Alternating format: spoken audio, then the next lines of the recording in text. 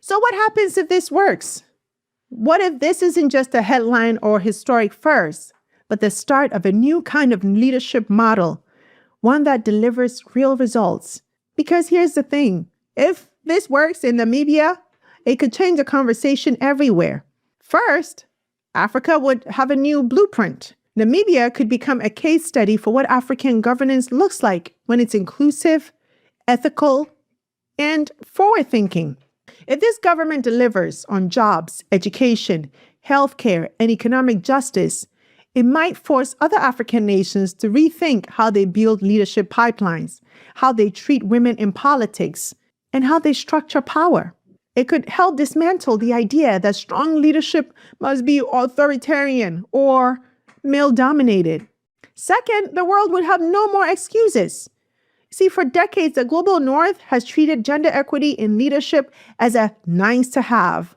They'll talk about equality in speeches, throw some funding at women's programs, and keep the top jobs for men. But if Namibia, a small African nation with far fewer resources, can create a majority female government and make it work, then the so-called developed world will have to ask itself, what's really stopping us? Third, the narrative would shift globally. Think about the little girl in Ghana or Guyana or Guatemala watching this story. Think about the message it sends. You're not just allowed to lead, you're expected to.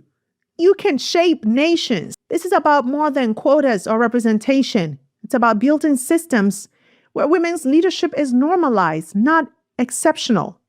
And yes, it's about outcomes too. Because when women lead, the data shows we can have more inclusive economic policies, strong investments in health and education, greater attention to peace, equity, and long-term sustainability. And if Namibia leans into this and succeeds, it will do more than break barriers. It will reset expectations for what leadership can and should be.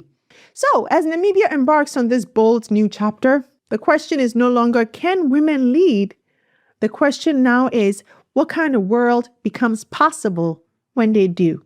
Because if this government gets it right, if they govern with vision, with courage, and with results, then Namibia won't just be a footnote in history.